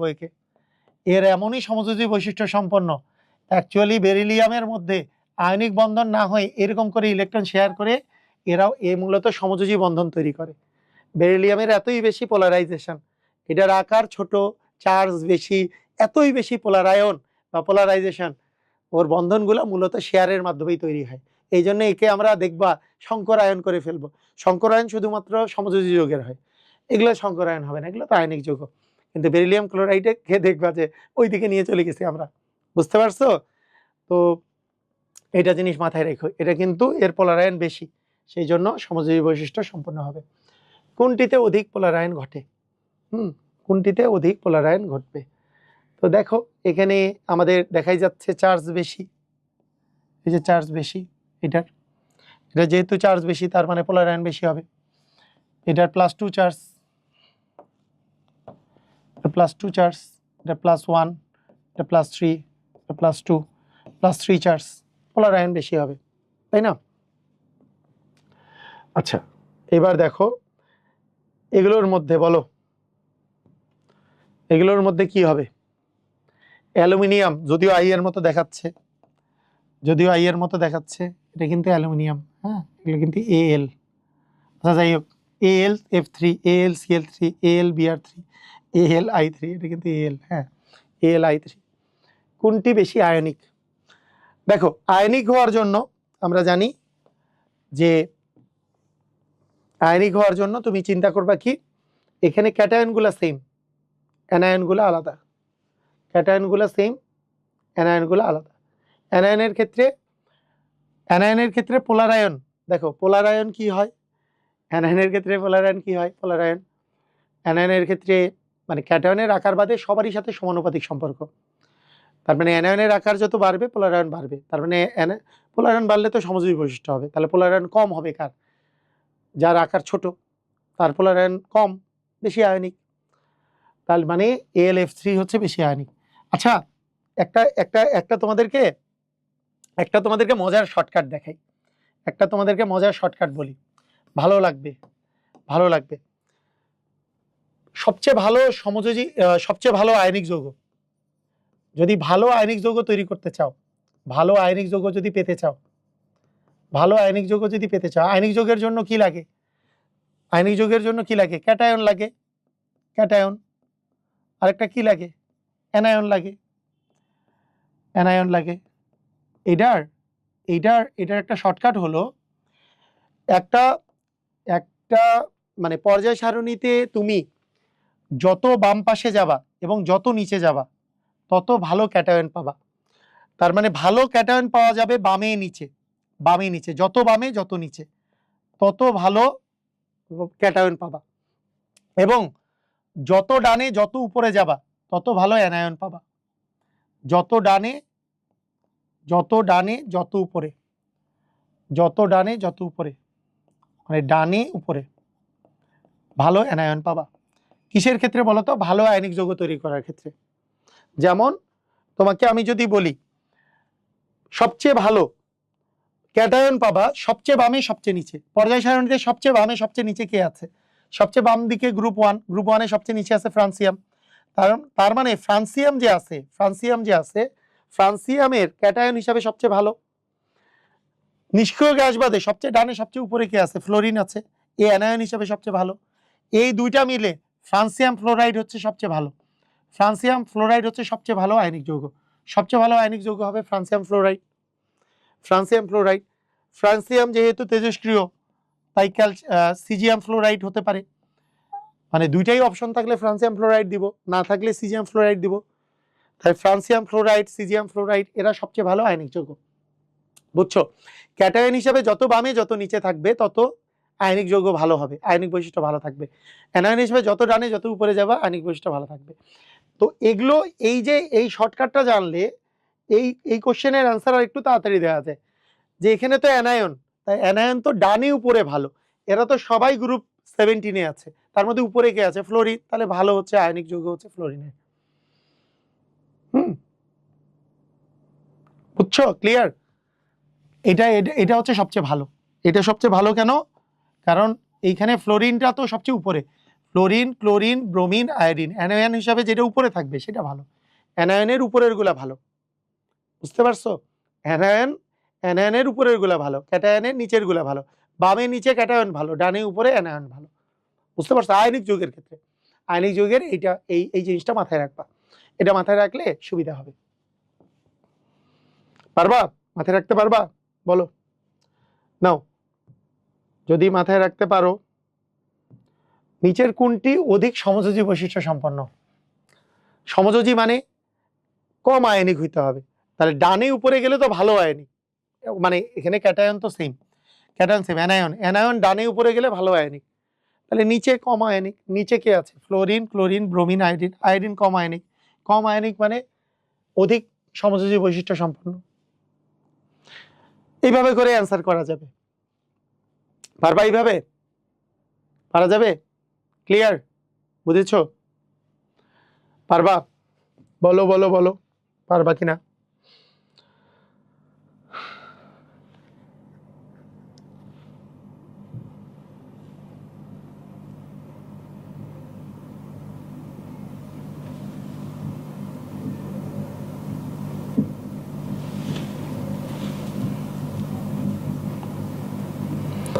আচ্ছা, গলনাঙ্কর কথায় আসি। নিচের কোনটির গলনাঙ্ক সবচেয়ে বেশি? হ্যাঁ, এটা কি? এইটা তুমি কিভাবে করে বলবা বলো? এটার অ্যান্সার দাও দেখি, এটার অ্যান্সার দাও। গলনাঙ্ক বেশি হলে ভালো আয়নিক যৌগ লাগবে। যে ভালো আয়নিক, তাহলে ভালো আয়নিকটা তুমি খুঁজে বের করবা কে ভালো আয়নিক।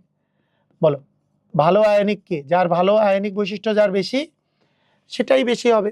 ক্যাটায়ন তো সেম, ক্যাটায়ন সবগুলাতেই ক্যালসিয়াম। অ্যানায়ন, অ্যানায়ন কে ভালো? যে উপরে থাকে। ডানে উপরে অ্যানায়ন ভালো, বামে নিচে ক্যাটায়ন ভালো। তাহলে উপরে কে আছে? উপরে আছে ফ্লোরিন, তাহলে ফ্লোরিনটাই ভালো। তাহলে এর গলনাঙ্ক স্ফুটনাঙ্ক বেশি হবে। পারবা না? বলো বলো, ক্লিয়ার কিনা? এইটা দেখো, এইটা বলো, কোনটি কম তাপমাত্রায় বিয়োজিত হবে? বলো। এইটা কি কম তাপমাত্রায় যেটা বিয়োজিত হয় সে কি বেশি আয়নিক বৈশিষ্ট্য সম্পন্ন নাকি সমযোজী বৈশিষ্ট্য সম্পন্ন? কম তাপমাত্রায় কারা বিয়োজিত হয়? কম তাপমাত্রায় কারা বিয়োজিত হয়? যেটার আয়নিক বৈশিষ্ট্য বেশি নাকি সমযোজী বৈশিষ্ট্য বেশি? আমি বলছি আয়নিক যৌগগুলা বেশি তাপমাত্রায় বিয়োজিত হয় আর সমযোজী যৌগগুলা কম তাপমাত্রায় বিয়োজিত হয়। তার মানে এর সমযোজী বৈশিষ্ট্য বেশি। তার মানে কে অধিক সমযোজী এটা চেয়েছে। কোনটি কম তাপমাত্রায় বিয়োজিত হয় মানে কি? কোনটি অধিক সমযোজী বৈশিষ্ট্য সম্পন্ন, মানে কার আয়নিক বৈশিষ্ট্য কম। আরো ভালো করে বলতে গেলে কার আয়নিক বৈশিষ্ট্য কম। এখন দেখো, এখন কার্বনেট অ্যানায়ন এখানে সেম, এখানে অ্যানায়নগুলা সেম, অ্যানায়নগুলা সেম, অ্যানায়ন সেম। ক্যাটায়নগুলোর কথা চিন্তা করো, ক্যাটায়নগুলোর কথা, সোডিয়াম, পটাশিয়াম, তারপরে ম্যাগনেসিয়াম, আবার এখানে আছে বেরিয়াম। ঠিক আছে, এইটা তো তুমি দেখো যে এই জায়গায় কম তাপমাত্রায় যে বিয়োজিত হবে, তোমরা অবশ্যই চার্জ বেশি লাগবে, তোমার চার্জ বেশি, তার মানে ডান পাশের গুলা নিয়ে আমি চিন্তা করব। তাহলে ডান পাশের গুলা কম তাপমাত্রায় কেন বিয়োজিত হবে? কেন কেন বলো দেখি। মানে যত বামে যত নিচে যাবা কি বৈশিষ্ট্য বেশি? যত বামে যত নিচে যাবা তত মানে আচ্ছা এইভাবে করে বলি, সোডিয়াম প্লাস পটাশিয়াম প্লাস, এখানে তো ক্যালসিয়াম, স্ট্রনশিয়াম, বেরিয়াম, এখানে বেরিয়াম, তাই তো? আচ্ছা দেখো, আমার লাগবে যত বামে যত নিচে তত আয়নিক বৈশিষ্ট্য বেশি, কিন্তু আমার লাগবে সমযোজী বৈশিষ্ট্য বেশি। তার মানে ডানে উপরেরটা সমযোজী বৈশিষ্ট্য বেশি, তাহলে এর সমযোজী বৈশিষ্ট্য বেশি মানে ম্যাগনেসিয়াম কার্বনেট হচ্ছে কম তাপমাত্রায় সবচেয়ে বিয়োজিত হবে। এটার অ্যান্সার হবে ম্যাগনেসিয়াম কার্বনেট। ভালো করে দেখো, এটার অ্যান্সার কি হবে? Magnesium carbonate. কেন? কারণ উপর থেকে নিচে যদি যাও, উপর থেকে নিচে যদি যাও তাহলে আয়নিক বৈশিষ্ট্য বাড়তেছে। এটা কি বুঝলা? এটা কারা কারা বুঝছো? এটা কারা কারা বুঝতে পারছো?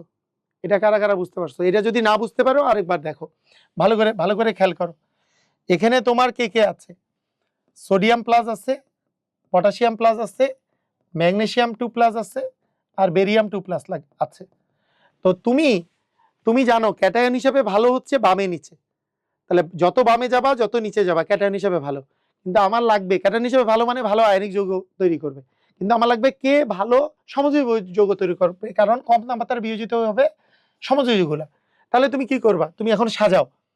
আমরা জানি যে সোডিয়ামের পাশেই আছে আমাদের, সোডিয়ামের নিচে আছে পটাশিয়াম, সোডিয়ামের পাশে আছে ম্যাগনেসিয়াম, তার নিচে ক্যালসিয়াম, ক্যালসিয়াম যদিও দেওয়া নাই, তারপরে আছে স্ট্রনশিয়াম, তারপরে আছে বেরিয়াম। তো এখন দেখো কাহিনীটা বুঝো। কাহিনীটা হলো বামে নিচে ভালো আয়নিক, তাহলে ডানে উপরে ভালো সমযোজী, মানে ক্যাটায়নের ক্ষেত্রেই বামে যত নিচে যাবা তত ভালো আয়নিক যৌগ পাবা। তাহলে উল্টাটা যদি করি তাহলে ভালো সমযোজী পাবো, তাহলে সবচেয়ে ভালো সমযোজী এগুলোর মধ্যে এইটা পাবো, কারণ ডান পাশে উপরে আছে এইটাই। এগুলোর মধ্যে ডানে উপরে আছে ম্যাগনেসিয়াম, তা ম্যাগনেসিয়ামের যে যৌগটা এইটা সবচেয়ে বেশি সমযোজী বৈশিষ্ট্য সম্পন্ন, মানে ম্যাগনেসিয়াম কার্বনেট সবচেয়ে বেশি সমযোজী বৈশিষ্ট্য সম্পন্ন। বুঝেছো? ক্লিয়ার? পারবা? ক্লিয়ার? ক্লাসটি পরবর্তীতে ফেসবুক গ্রুপ ছাড়া কোথায় পাবো? আলোড়ন XYZ ইউটিউব চ্যানেলে পাবা। আলোড়ন XYZ এইটা ইউটিউব চ্যানেল সার্চ দাও, এটা এর আগের ক্লাসটাও দেয়া আছে ওখানে, এর আগের ক্লাসটাও দেয়া আছে, এটা 2 নাম্বার ক্লাস চলছে। বুঝতে পেরেছো? ক্লিয়ার? সবাই ক্লিয়ার? কম তাপমাত্রায় বিয়োজিত হবে। আচ্ছা, এখানে তোমার আরেকটা কোশ্চেন দিয়েছে যে পানিতে দ্রাব্যতার ক্ষেত্রে সঠিক ক্রম কোনটা? সঠিক ক্রম কোনটা? এইটার পানিতে দ্রাব্যতার ক্ষেত্রে সঠিক ক্রম যদি তোমাকে বলা হয়, তুমি দেখো Na Mg, এখানে আছে Na Mg Al আর Si। আমরা জানি এটার চার্জ 1, এটার চার্জ 2, এটার চার্জ 3, এটার চার্জ 4। তাহলে যত চার্জ বাড়বে তুমি এইভাবেও চিন্তা করতে পারো যে দ্রাব্যতা বাড়বে কখন। এই বলো দ্রাব্যতা কার বেশি? যে বেশি আয়নিক সেটার বেশি, যত বেশি আয়নিক হবে তার দ্রাব্যতা বেশি হবে। ক্যাটায়ন অ্যানায়ন গুলো কিন্তু সব ক্লোরিন, অ্যানায়ন সব ক্লোরিন, অ্যানায়ন তো সব ক্লোরিন, অ্যানায়ন সব ক্লোরিন, অ্যানায়ন সব ক্লোরিন আছে, এই যে ক্লোরিন অ্যানায়ন গুলো আছে। তাহলে ক্যাটায়ন কিন্তু আলাদা, ক্যাটায়ন গুলো আলাদা। তা ক্যাটায়নের যত বামে যত নিচে যাবা তত ক্যাটায়ন ভালো, যত বামে যত নিচে যাবা। দেখো এরা কিন্তু একই পর্যায়ে আছে, সোডিয়াম, ম্যাগনেসিয়াম, অ্যালুমিনিয়াম, সিলিকন, এগুলো কিন্তু একই পর্যায়ে। তাহলে যত বামে যাবা তত ভালো ক্যাটায়ন, তত ভালো আয়নিক যৌগ তৈরি করবে। তার মানে এখানকার সবচেয়ে ভালো হচ্ছে এর এর এর দ্রাব্যতা সবচেয়ে বেশি হবে। এর চেয়ে কম হবে কে বলো? এর চেয়ে কম হবে কার? এর চেয়ে কম হবে এর চেয়ে কম হবে, এই সিরিয়ালই যাবে। তার মানে আমার NaCl এর দ্রাব্যতা সবচেয়ে বেশি, তারপরে MgCl2, তারপরে LCl3, তারপরে SiCl4, এই সিস্টেমটা তোমার হবে। বুঝছো? ক্লিয়ার? পারবা? ওকে। তো এখন তোমরা খেয়াল করো যে এটা আমরা একটু দেখি যে আমরা এই টাইপের ক্রিয়েটিভ আসলে অ্যান্সার করতে পারি কিনা। একটু খেয়াল করো তো, P+, Q2+, R3+, ক্যাটায়ন যাদের প্রত্যেকটিতে 10টি করে ইলেকট্রন আছে, বলো কি অবস্থা? ঘটনা কি? তোমার কাছে আছে P+, তারপরে Q2+, তারপরে হচ্ছে R3+, এগুলোর প্রত্যেকটাতেই, এদের প্রত্যেকটাতেই ক্যাটায়ন আছে, ইলেকট্রন আছে 10টা করে। ইলেকট্রন যদি 10টা করে থাকে তাহলে এরও ইলেকট্রন 10টা। এখন কিভাবে 10টা হয়েছে? আমরা জানি প্লাস মানে একটা ইলেকট্রন কম আছে, পারমাণবিক সংখ্যার চেয়ে একটা ইলেকট্রন কম আছে বা প্রোটন সংখ্যার চেয়ে। তাহলে এখানে প্রোটন সংখ্যা ছিল 11টা, তাই ইলেকট্রন 10টা। এখানে প্রোটন সংখ্যা ছিল তার মানে 12টা, তাই ইলেকট্রন 10টা। এখানে প্রোটন সংখ্যা ছিল 13, তাই ইলেকট্রন 10টা, তাই না? তাহলে এইখানে আমরা এটা থেকে বুঝতে পারলাম যে এইখানে যে ক্যাটায়নগুলা, একটা হচ্ছে 11, পারমাণবিক সংখ্যা হচ্ছে একটা 11, একটা 12, একটা হচ্ছে 13। কিভাবে বুঝলাম? দেখো, এই তিনটারই আমার বলেছে ইলেকট্রন আছে 10টা, ইলেকট্রন 10টা আছে। তাহলে এর যদি ইলেকট্রন 10টা করতে হয় তাহলে প্রোটন থাকবে 11টা, প্লাস 1 দিলে ইলেকট্রন 10টা, 12টা থেকে 2টা গেলে ইলেকট্রন 10টা, 13টা থেকে 3টা গেলে 10টা। তার মানে এদের সাথে উৎপন্ন ক্লোরাইড লবণের সমযোজী বৈশিষ্ট্যের ক্রম ব্যাখ্যা করো। মানে এইটা মানে হচ্ছে Na প্লাস, Na, এটা মানে তো Na, এই যে 11 পারমাণবিক সংখ্যা আছে সোডিয়ামের, তাহলে NaCl। এইটা আছে ম্যাগনেসিয়ামের, তাহলে ম্যাগনেসিয়াম ক্লোরাইড। এইটা আছে কার? অ্যালুমিনিয়ামের, অ্যালুমিনিয়াম ক্লোরাইড। বলো, এদের সমযোজী বৈশিষ্ট্যের ক্রম ব্যাখ্যা করতে বলছে, পারবা কি পারবা না? বলো, এখানে তুমি কি বলবা? ক্লোরাইড গুলা তো সেম। প্রথমে তুমি বলবা ক্যাটায়নের কি চার্জ, তুমি বলবা ক্যাটায়ন চার্জ। ক্যাটায়ন চার্জ কার বেশি? ক্যাটায়ন চার্জ সোডিয়াম প্লাসের চেয়ে ম্যাগনেসিয়াম 2 প্লাসের বেশি, ম্যাগনেসিয়াম 2 প্লাসের চেয়ে অ্যালুমিনিয়াম 3 প্লাসের আরও বেশি। যদি ক্যাটায়নের চার্জ বৃদ্ধি পায়, আমরা জানি ক্যাটায়নের আকার বাদে বাকি সবারই সাথে পোলার আয়ন সমানুপাতিক, আমরা বলবো এই কথা লিখে দিবা, এই তুমি লিখবা ক্যাটায়ন চার্জ বৃদ্ধি পেলে পোলার আয়ন বৃদ্ধি পায়, এভাবে লিখবা। ক্যাটায়ন চার্জ, ক্যাটায়নের চার্জ বৃদ্ধি পেলে পোলার আয়ন বৃদ্ধি পায়, তাই পোলার আয়নের ক্রম হলো Na plus less than Mg2 plus Al3 plus. আবার লিখবা পোলার আয়ন বৃদ্ধি পেলে সমযোজী বৈশিষ্ট্য বাড়ে। পোলার আয়ন বৃদ্ধি পেলে, কারণ সমযোজী বৈশিষ্ট্য পোলার আয়ন বৃদ্ধি পেলে বাড়ে, সমযোজী বৈশিষ্ট্য বাড়ে,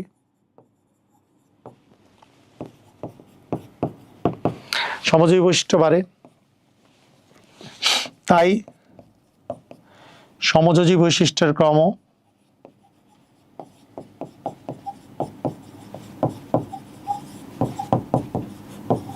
সেম। ক্রম হচ্ছে NaCl এর সমযোজী বৈশিষ্ট্যের চেয়ে MgCl2 এর বেশি, AlCl3 এর আরো বেশি। বলো, পারবা কি পারবা না? সবাই কি পারবা? Yes or no? পারবা? মানে এখানে যে আমাদের এই যৌগগুলা দিয়ে যে তৈরি করা হয়েছে, তার মানে PCl is less than QCl2 is less than RCl3। এটাই হচ্ছে আমাদের সমযোজী বৈশিষ্ট্যের ক্রম, তাই না?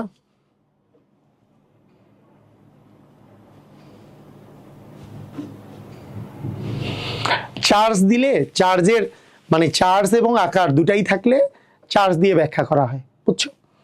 মানে তুমি তো এর আকারের চেয়ে এর আকার ছোট, এর আকার আরো ছোট, তো সেটা দিয়েও ব্যাখ্যা করা যেত, কিন্তু চার্জ এবং আকার থাকলে চার্জ দিয়ে ব্যাখ্যা করা হয়, বুঝছো?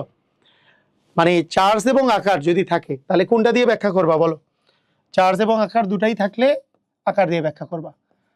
চার্জ ও আকার যদি দুটাই থাকে তাহলে চার্জ দিয়ে ব্যাখ্যা করবা। ক্লিয়ার? বুঝছো? ওকে। এরপরে আমাদের এখানে বলেছে কি E2X আর Eg এই দুটি যৌগের মধ্যে কোনটি অধিক সমযোজী?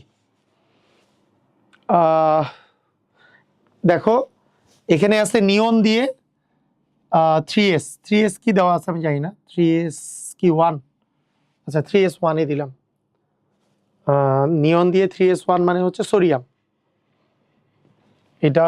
এটা যদি বলি সোডিয়াম, 1s1 মানে তো হাইড্রোজেন। আচ্ছা, একটু জিনিসগুলো লিখি। এটা হচ্ছে হাইড্রোজেন, এক্স মানে হিলিয়াম দেওয়ার পরে হিলিয়াম মানে 2, 2 2 এ 4, 4 4 এ 8 মানে অক্সিজেন। এখানে 9, 9 মানে ফ্লোরিন। আচ্ছা ই দেওয়া আছে, এটা 1 ধরলে, এটা নিয়ন মানে 10 আর একে 11, 11 মানে সোডিয়াম। তো সোডিয়ামই হবে। এখানে বলছি E2X, E2X, E2X মানে ই মানে হচ্ছে সোডিয়াম, দিয়ে 2X মানে অক্সিজেন। আর ইজি মানে NF। এই দুইটার মধ্যে কোনটি অধিক সমযোজী? তো তোমাকে আমি যদি বলি যে এইটা তো ক্যাটায়ন তো সেম, তাহলে এবার অ্যানায়ন করব আমরা, এবার অ্যানায়ন দিয়ে ব্যাখ্যা করব। তো আমরা জানি যে অ্যানায়নের আকার দিয়েও ব্যাখ্যা করা যাবে, চার্জ দিয়েও ব্যাখ্যা করা যাবে, কিন্তু এর চার্জ -1, এর চার্জ -2। চার্জ থাকলে চার্জ দিয়ে ব্যাখ্যা করতে হবে, চার্জের যদি ডিফারেন্স হয় তাহলে চার্জ দিয়ে ব্যাখ্যা করব। তো আমরা দেখতে পাচ্ছি যে এই অক্সিজেনের মানে অ্যানায়নের চার্জ হচ্ছে অক্সিজেনে বেশি আর ফ্লোরাইডে কম। অ্যানায়নের চার্জের সাথে পোলারায়ন ক্ষমতা বাড়ে, তুমি ওই কথাগুলো লিখবা। অ্যানায়নের চার্জ বৃদ্ধি পাইলে পোলারায়ন ক্ষমতা বাড়ে, তার মানে পোলারায়ন বাড়ে, তার মানে পোলারায়ন কার বেশি? তার পোলারায়ন বেশি হচ্ছে এইটার। আর পোলারায়ন বেশি হলে সমযোজী বৈশিষ্ট্য বাড়ে, ওইটা লিখবা। পোলারায়ন বৃদ্ধি পেলে সমযোজী বৈশিষ্ট্য বাড়ে, আমি সংক্ষিপ্তভাবে লিখে দিলাম। তার মানে Na2O বেশি সমযোজী NaF এর চেয়ে। পারবা কি পারবা না বলো? এই সবাই পারবা? বলো সবাই কি পারবা? Yes or no? ক্লিয়ার? তো এইভাবে করে ব্যাখ্যা তুমি কিন্তু লেখার সময় লিখবা যে এইখানে ক্যাটায়ন দুটিতেই হচ্ছে সোডিয়াম, এখানে একটিতে অ্যানায়ন হচ্ছে অক্সিজেন আর একটাতে অ্যানায়ন হচ্ছে তোমার ফ্লোরিন। তো এই দুটির মধ্যে চার্জ বেশি হচ্ছে অক্সিজেনের, মানে O2- এর চার্জ বেশি। আমরা জানি অ্যানায়নের চার্জ বৃদ্ধি পেলে পোলারায়ন বৃদ্ধি পায়, অতএব পোলায়ন হয়েছে না, পোলারায়ন এর আগের গুলা কি পোলায়ন লিখছে নাকি? না ঠিক আছে, পোলারায়ন O2- এর পোলারায়নটা বেশি, F- হচ্ছে। আর পোলারায়ন বৃদ্ধি পেলে সমযোজী বৈশিষ্ট্য বাড়ে, সমযোজী বৈশিষ্ট্য বেশি, তার মানে এইটার Na2O এর পোলারায়নটা বেশি, সমযোজী বৈশিষ্ট্যটা বেশি। আচ্ছা, তোমাদের মানে প্র্যাকটিস করানো মোটামুটি হয়ে গেছে তোমাদের। এখন আমি একটা কোশ্চেন দিই, দেখো মনে করো অনেক সময় এইটা অ্যাডমিশনে এই কোশ্চেন আসে, তোমরা পারো কিনা দেখা যাক। বলো তো, একটা কোশ্চেন যদি দেই, কোশ্চেনটা লেখো।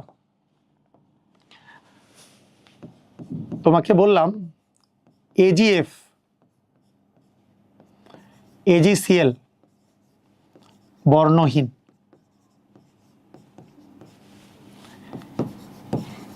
AgBr হালকা হলুদ,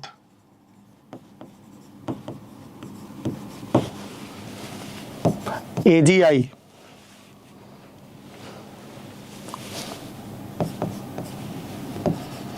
গাঢ় হলুদ কেন? পারবা? বলো কে পারবা, দেখি পারো কিনা।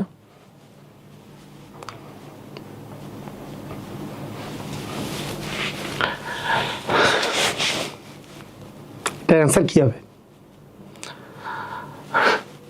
কি জানি, রঙিনের ব্যাখ্যা কি দিছিলাম? যাদের পোলারায়ন বেশি, অর্থাৎ সমযোজী বৈশিষ্ট্য যাদের বেশি বা পোলারায়ন বেশি, তারা বেশি রঙিন। তাহলে এখানে দেখো কার সমযোজী বৈশিষ্ট্য বেশি, আয়নিক বৈশিষ্ট্যগুলো কম রঙিন হয়।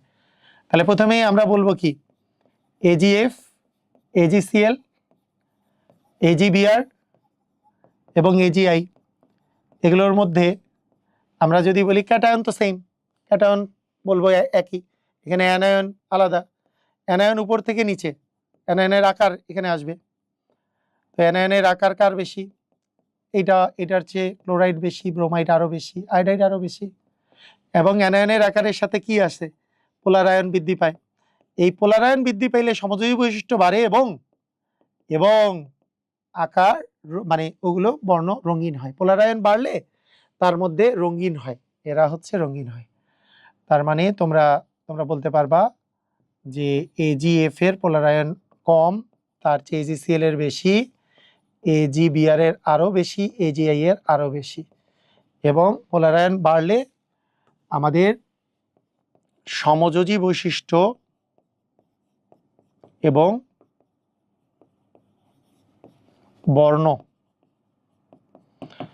বর্ণ আমাদের সেম ভাবে করে বাড়তে থাকে, এটা রঙিন হতে থাকে।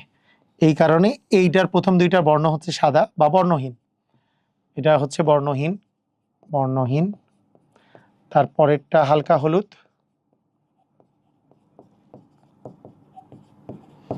তারপরেরটা হচ্ছে আমাদের গাঢ় হলুদ। বুঝতে পেরেছ? ওকে,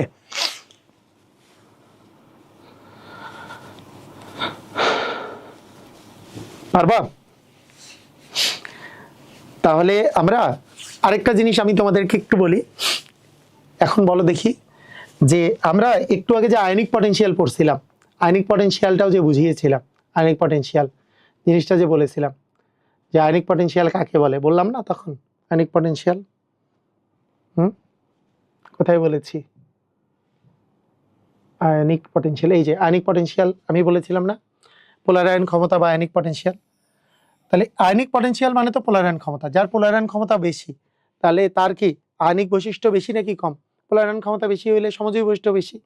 তাহলে একটা জিনিস মনে রাখবা, এই যে পোলারায়ন যেখানে বেশি সেখানে সমযোজী বৈশিষ্ট্য বেশি, আয়নিক বৈশিষ্ট্য কম, এই যেমন কথাটা লিখছি, এই পোলারায়ন বেশি মানে কিন্তু ওই পোলারায়ন ক্ষমতা বেশি, এই কথাটার অর্থই কিন্তু আয়নিক পটেনশিয়াল বেশি। আয়নিক পটেনশিয়াল বেশি হলেও কিন্তু ওই একই কাহিনী, এটা মনে রাখো। আয়নিক পটেনশিয়াল বেশি হওয়া মানেই কিন্তু পোলারায়ন ক্ষমতা বেশি, মানে এই একটার সাথে আরেকটা কিন্তু রিলেটেড, তাই না? এটা বুঝেছো? আয়নিক পটেনশিয়াল মানে কি আসলে? আয়নিক পটেনশিয়াল মানে পোলারায়ন ক্ষমতা, তা পোলারায়ন ক্ষমতা বাড়লে সমযোজী বৈশিষ্ট্য বাড়ে, তার মানে আয়নিক পটেনশিয়াল বাড়লে গলনাঙ্ক কমে, স্ফুটনাঙ্ক কমে, কম দ্রবণীয়, কম তাপমাত্রায়, কম তাপ পরিবাহী, কম বিদ্যুৎ পরিবাহী, কম তাপমাত্রায় বিয়োজিত হয়, মানে বিয়োজন তাপমাত্রা কম, মানে তাড়াতাড়ি বিয়োজিত হয়, সহজে বিয়োজিত হয়, বেশি রঙিন হবে। এগুলো কিন্তু সব একই কথা। তো এই হলো আমাদের ওভারঅল ফাজানের নীতি। বলো তোমাদের আজকের ক্লাসটা কেমন লাগলো, তোমরা বলবা, এবং হচ্ছে তোমাদের এই ক্লাসটা আলোড়ন XYZ ইউটিউব চ্যানেলে আমরা আজকে রাতে ইনশাল্লাহ আপলোড করে দিব। তোমাদের এটাই থাকলো 2 নাম্বার ক্লাস। আমাদের 3 নাম্বার ক্লাসে আমরা সমযোজী যৌগের নিয়ে আলোচনা করব, এবং সমযোজী যৌগের খুবই ইম্পর্টেন্ট পার্ট আছে, সেটা হচ্ছে আমাদের সিগমা পাই বন্ধন, তারপরে সংকরায়ন, সেগুলোতে আমরা এক এক করে প্রবেশ করব। তো ঠিক আছে, তোমরা এই সিরিয়ালি যদি পড়তে থাকো, আমি আশা করি তোমাদের এই চ্যাপ্টারটা অনেক বেশি সহজ লাগবে, এখান থেকে যেই সৃজনশীল যেই MCQ আসুক না কেন পারবা। সবাইকে অসংখ্য ধন্যবাদ, আল্লাহ হাফেজ।